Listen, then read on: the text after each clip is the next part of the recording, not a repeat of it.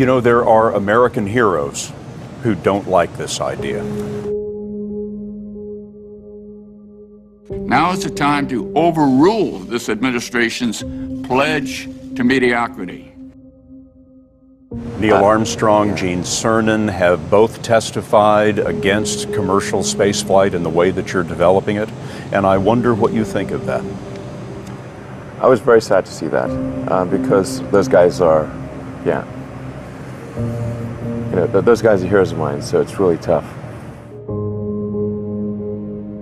I wish they would come and visit and see the hardware that we're doing here. And I think that would change their mind. They inspired you to do this, didn't they? Yes. And to see them casting stones in your direction. It's difficult. Computer has control of the vehicle. Do we see anything on the sensors that's a problem? No, right now. Nothing. I'll say go for launch. T-minus 10, 9, 8, 7. And a few years ago, people were laughing at you. Now, not so much. I mean, Okay.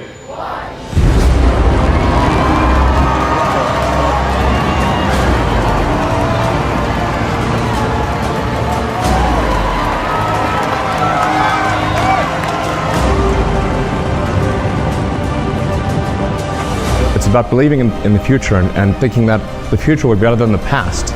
And I can't think of anything more exciting than going out there and being among the stars. We now have 16 successful landings in a row. The new Tesla Roadster will be the fastest production car ever made, period. Listen, man, he's probably one of the smartest human beings on the planet Earth. He's probably one of the smartest human beings ever.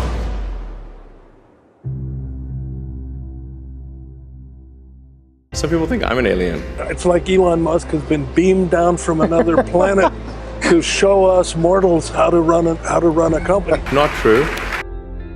They think that technology just automatically improves. It only improves if a lot of people work very hard to make it better. What are you trying to prove to them? What I'm trying to do is to make a significant difference in spaceflight and help make spaceflight accessible to almost anyone. And I would hope for as much support in that direction as we can receive. Because it said I didn't really think this would work. When I see the rocket lift off, I see 1,000 things that could not work, and it's amazing when they do. I mean, there are lots of people that said that the likelihood of failure was extremely high, and that it was a stupid thing to do. I'd simply come to the conclusion that if something didn't happen to improve rocket technology, we would be stuck on Earth forever.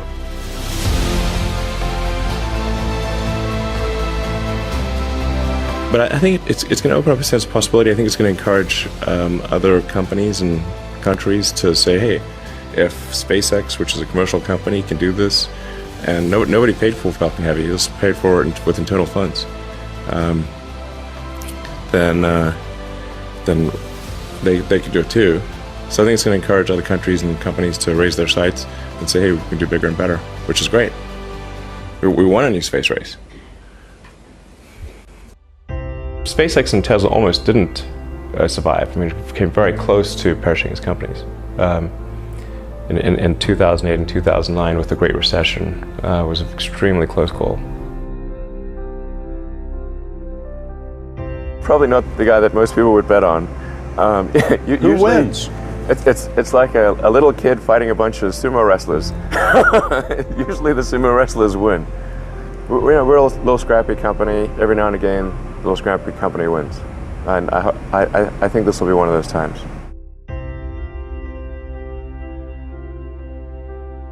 If you consider two futures, one where we are forever confined to Earth until eventually something terrible happens, or another future where we are out there on many planets, maybe even going beyond the solar system, I think that second version is incredibly exciting and inspiring, and there need to be reasons to get up in the morning. You know, life can't just be about solving problems. Otherwise, what's the point? There's got to be things that people find inspiring, and make life worth living.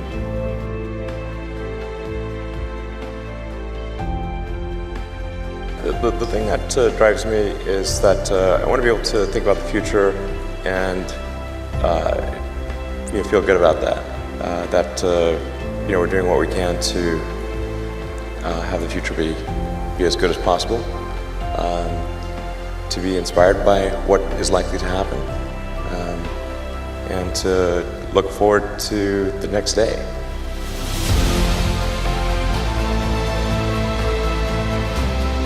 That's what really drives me is trying to figure out how to make sure that things are great and going to be so, and that's the underlying principle behind Tesla and SpaceX. There's no need even to have a college degree at all, or even high school. If somebody graduated from a great university, that may be an indication that they will be capable of great things, but it's not necessarily the case. If you look at, say, people like Bill Gates or Larry Ellison, Steve Jobs, these guys didn't graduate from college. But if you had a chance to hire them, of course, that would be a good idea. And I want to know, what is the one thing that has surprised you about your life? Well, I'm surprised by the whole thing, honestly. I certainly didn't expect for any of these things to happen, honestly. I just knew I wanted to be involved in technology, and in fact, the only reason I started a company back in '95, an internet company, was because I couldn't get it. There were only a few internet companies, and I couldn't get a job at any of them. So I tried to get a job at Netscape, and sent my resume in and tried hanging out in the lobby, but I was too shy to talk to anyone. And then I was like, okay, well, I guess I'll have to start a company because I can't get a job anywhere. Thank you.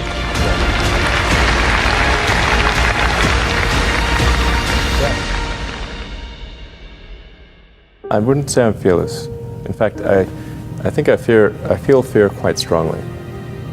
But if what we're doing what I'm doing is I think is important enough, then I just override the fear. Mm-hmm. So, but it's not as though I feel like more strongly than I would like. I think also people tend to overweight risk on a personal level. It's one thing if you've got, a mortgage to pay and kids to support, and that if you were to deviate from your job, how are you going to feed your family and pay the rent? And okay, that's understandable.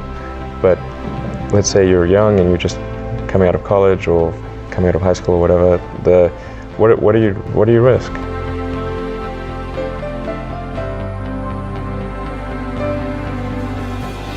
You're not going to starve. I mean, right.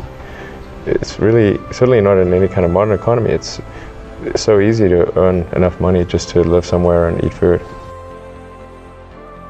I don't know what are they afraid of? They're mostly afraid of failure, I think.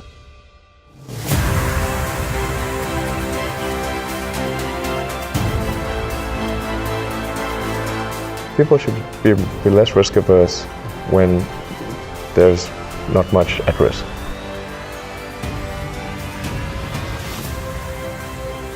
I thought both Tesla and SpaceX would fail at the beginning. You thought? Yeah, sure. Really?